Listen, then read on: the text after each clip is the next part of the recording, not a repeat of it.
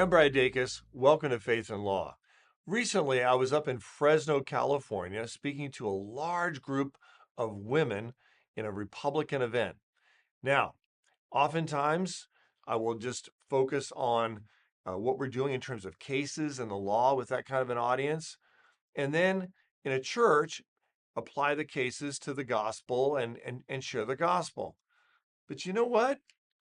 I decided to share the gospel and my personal testimony at the end of that talk. Do you know why? Because God wants us, I believe, not to hide the gospel and not to hide it in just church services, but to take advantage of the opportunities tactfully, respectfully, to share the good news for such a time as this. Now let's take a look at this trending viral video. They are trying to brainwash our kids and are mad that we are fighting back. Watch. Question I'm asking is, what is the expertise that you have and other Moms for Liberty advocates have to decide that a book, an award-winning book like All Boys Aren't Blue, isn't appropriate for students to read? What is your expertise? What a tragic story of a young man who's She's the mom. by his adult Moms family are members. So you experts have of their children, not the government. In what context is a strap-on dildo acceptable for public school? Well, folks, this is very telling because the attitude of MSNBC and CNN and other networks, and even many in public education, like the teachers union, is that parents don't know what's best for their children and that they are the experts. Well, their experts are pushing garbage on our children, destroying our children, leading them to make decisions that are causing them to be permanently sterilized and destroying their lives. That's what these experts are doing. The stats don't lie. We need to support parents, and that's why I'm glad we at Pacific Justice Institute do just that.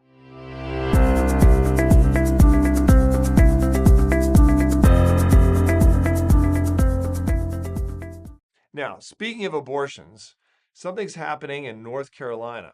You see, they passed a law there to protect women from chemical abortion drugs that could be very harmful, very dangerous to women.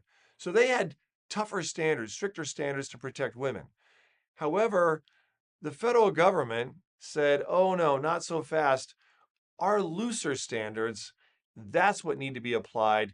You can't provide greater protection for women in North Carolina. Well, a lawsuit was filed, and we at Pacific Justice Institute filed a friend of the court brief in support of that lawsuit. Now, to help talk about that, I'd like to bring onto the program now attorney Emily Mimnaugh, who heads up our office there in Reno, Nevada. Emily, thank you for joining us.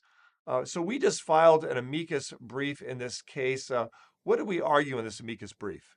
Hi, Brad. Thank you. Yes, PJI was so excited to join on the brief filed by Advancing American Freedom to argue, in a nutshell, that states have not just the authority, but really the obligation to regulate the medical healthcare industry within its state, which is to say that we know the 10th Amendment reserves the power and authorities to the states that are not expressly delegated to the federal government, what we commonly know as federalism. And it is historically well established that states have the authority, the power to regulate the health and welfare and the medical industry within their states. We know from the Dobbs case, the Supreme Court case that overturned Roe v. Wade in 2022. We know specifically that states have the authority to regulate abortion healthcare, and that states have the ability to impose laws that are designed to protect the health and welfare of its citizens. And the Supreme Court further said that those laws are presumptively valid, presumptively constitutional. And so we know from case law, we know from the Constitution itself, we know from history, context, tradition, all of these reasons that states really do have the authority and I would say the obligation to protect both women and the unborn. And that's precisely what we're seeing in this case, even though, of course, that's being challenged by an abortionist. So then, why did the federal government lower the safety standards despite these known risks? I think the short answer is because the emphasis is on abortion and not on health and safety of women. And when you prioritize abortion at all costs, the health and safety of women gets, put in second place at best.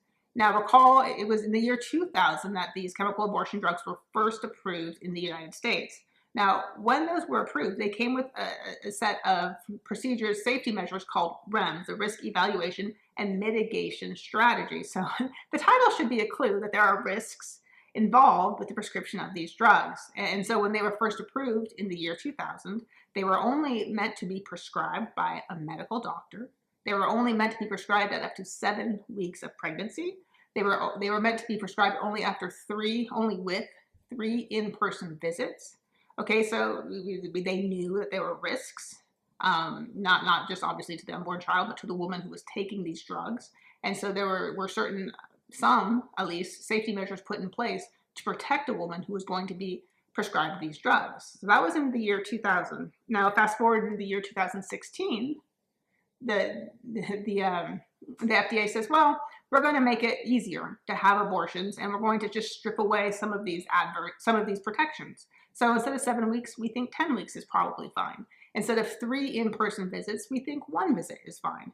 And here's the kicker: we used to require reporting of all of the serious adverse side effects, impacts of taking these drugs: hemorrhaging, infection, incomplete abortion, partial abortion, no abortion at all, but the woman thinks she's had an abortion. We're not going to require that anymore. Unless it actually kills you, you're not required to report it.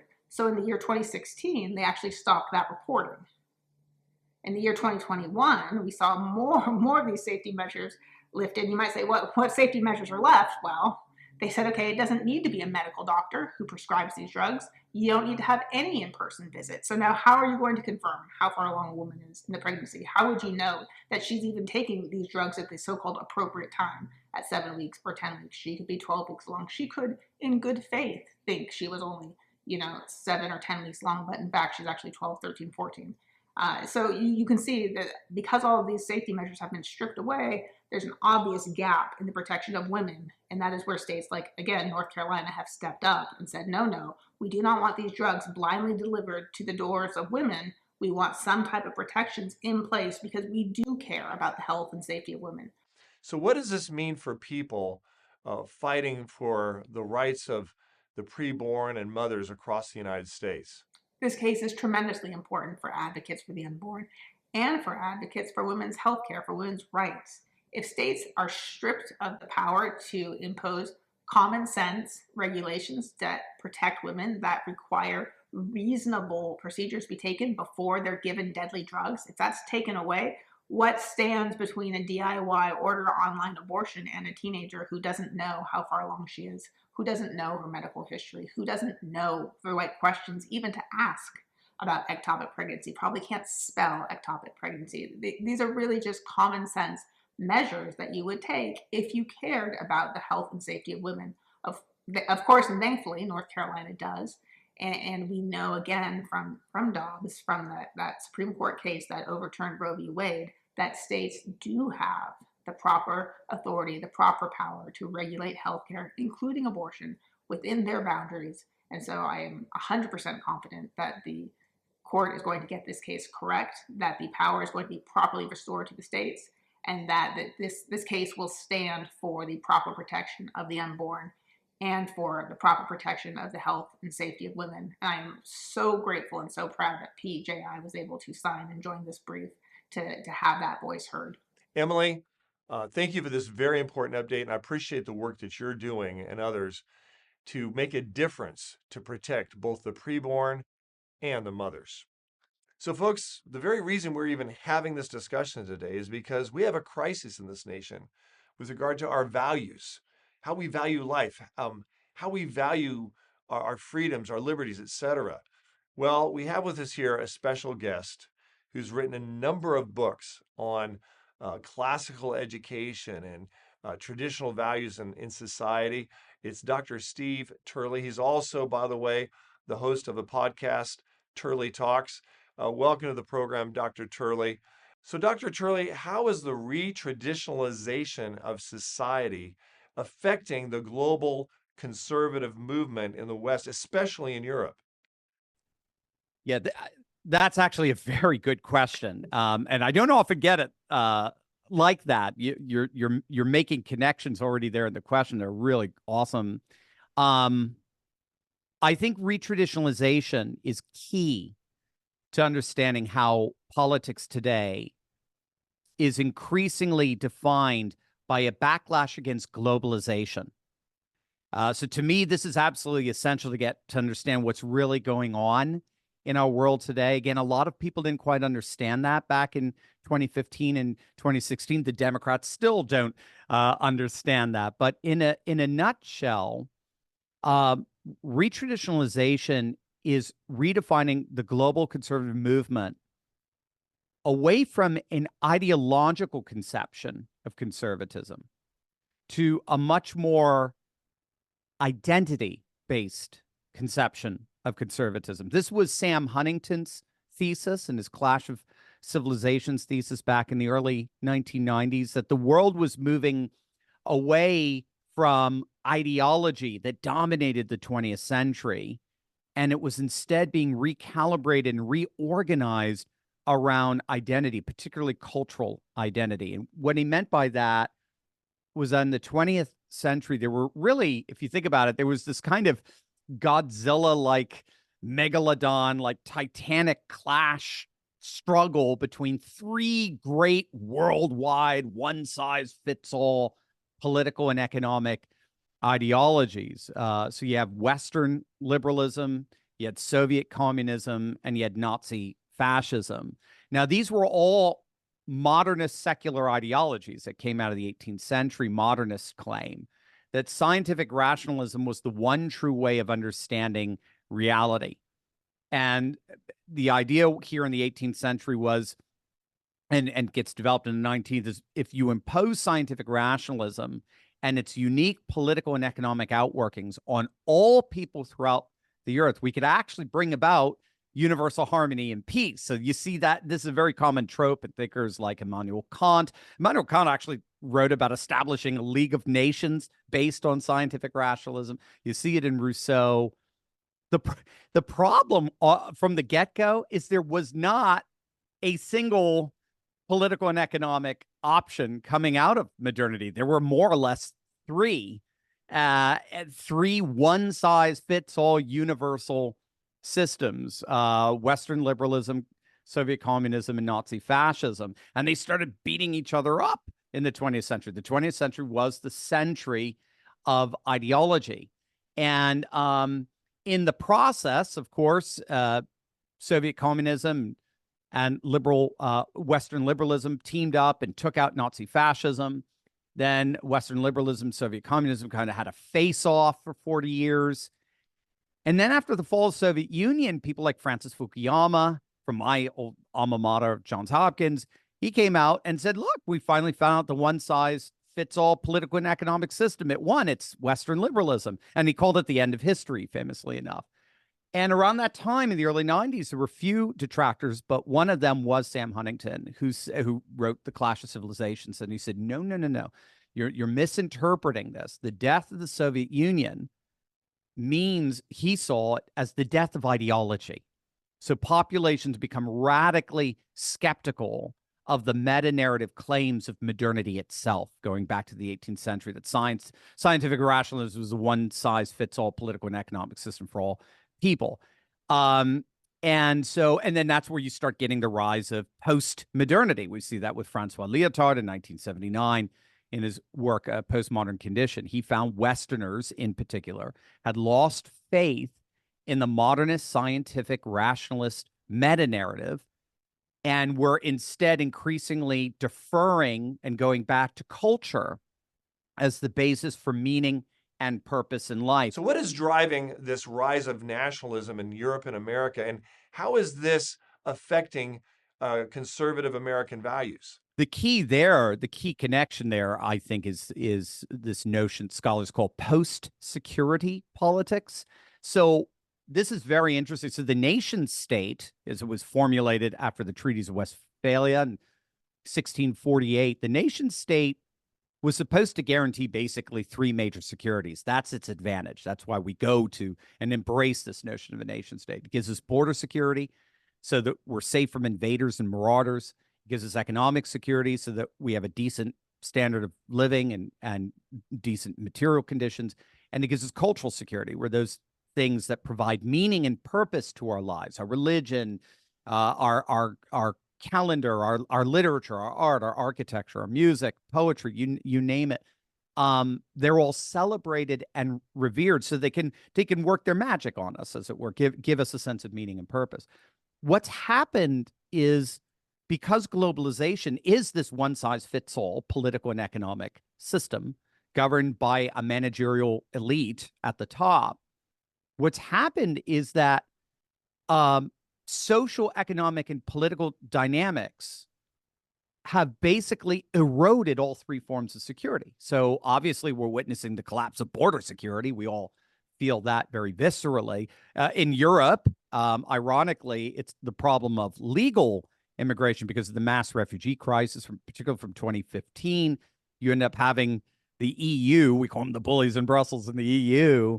They started mandating every nation had to have a certain quota of migrants that they took in. Here in the United States, of course, it's illegal immigration, particularly from the southern border.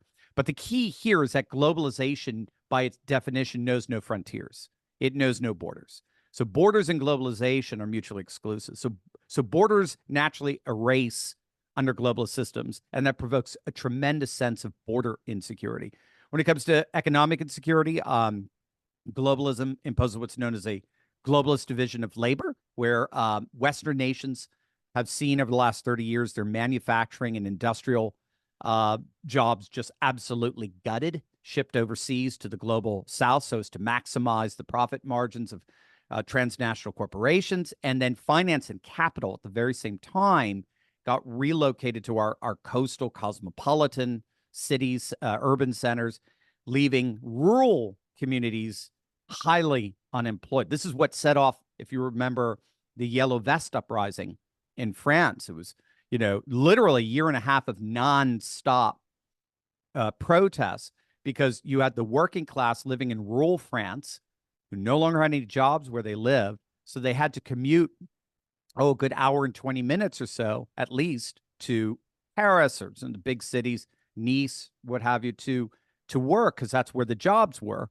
But the problem is, because of gentrification, because of all of the finance and capital that got reallocated in the urban centers, that drove up the prices. So they couldn't work where they lived, and they couldn't live where there was work, since they were priced out of the market. So they were commuting sometimes 4 hours round trip. And then Macron, in the name of saving the environment, Macron slaps a fuel tax on them, and they explode. You see, that's the economic insecurities that we're seeing all over the place, particularly worked out there in France. So what challenges do you see for the conservative movement in keeping traditional values alive, especially among the younger, more progressive generations? Yes, and it is challenging, no question. And we have challenges that a lot of the rest of the world don't, because we're so far ahead in this modernist experiment, whereas India isn't, Russia isn't, for example. So they have a much easier time going back to their traditions and to their religion.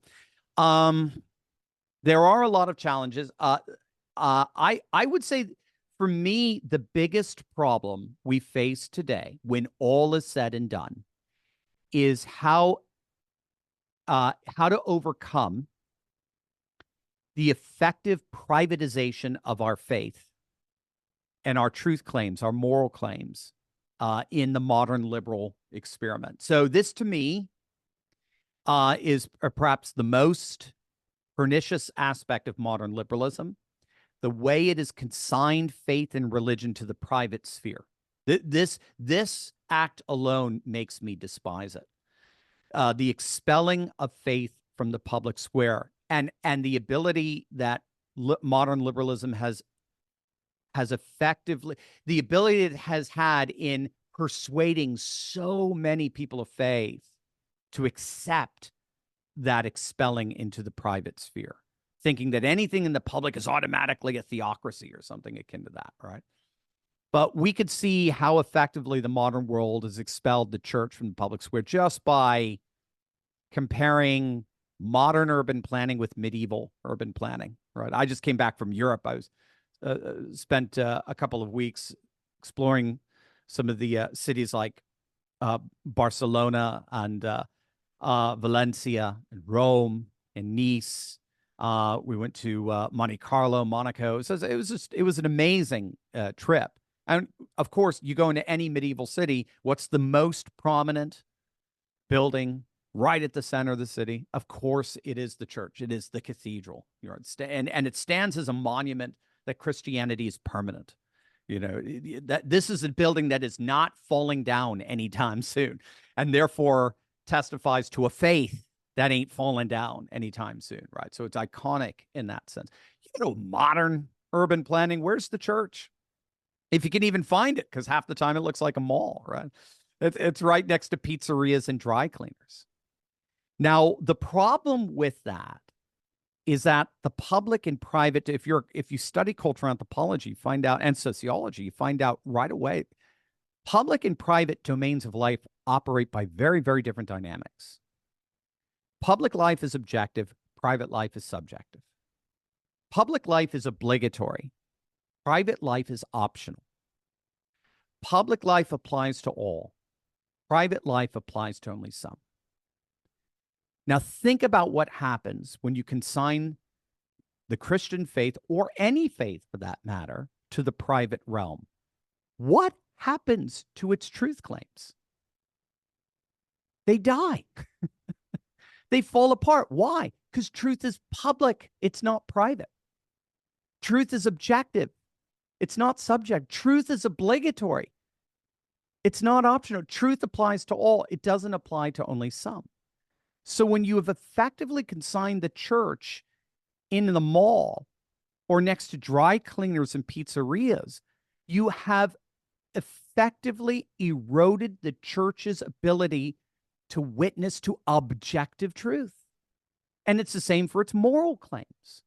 When the church proclaims its distinctive moral vision, like it did in the Greco-Roman world, in the public square, remember, Christians were executed for being treasonous of Caesar. So when they were proclaiming their faith in the public square, the reason why they were executed is they knew that was an objective alternative morality and truth claim to that proclaimed by Caesar. Now we try to proclaim morality, that moral vision, from the confines of a mall or in the places of consumption. We find out very quickly people dismiss it as nothing more than mere private belief that has no effect on their lives whatsoever. Dr. Turley, thank you for your insight, and thank you for joining us. Folks, we at Pacific Justice Institute, we know these battles full well. Right now, as we speak, we have more than 260 cases in active litigation all across the country, coast to coast. We're actively involved in equipping and empowering legislators to pass laws that are protecting religious freedom, parents' rights against the government, the sanctity of life. We're also involved in empowering churches to have their voice heard, especially this November. So if you'd like to be involved in enabling us to do our work and even more, just go to our website, pji.org. P for Pacific, J for Justice, I for Institute.org, and sign up to get our free e-newsletter, The Legal Insider, and also become a part of the team. Become a regular monthly supporter in any amount. It doesn't matter, but become a part of our team at PJI. It really does matter. And we really appreciate you wanting to join us and enabling us to take the next hill, to overcome the next challenge to your and my religious freedoms and basic civil liberties.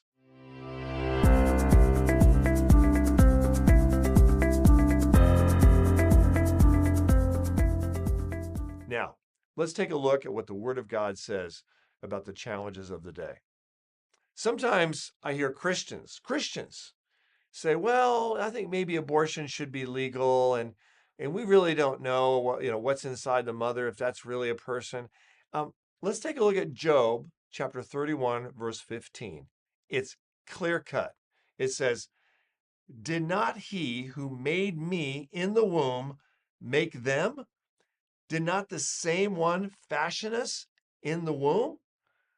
God is there on ground zero, folks, and enabling us to live, forming us, customizing us as individual persons that he values, he loves, he cherishes, and yes, even died for and rose again from the grave.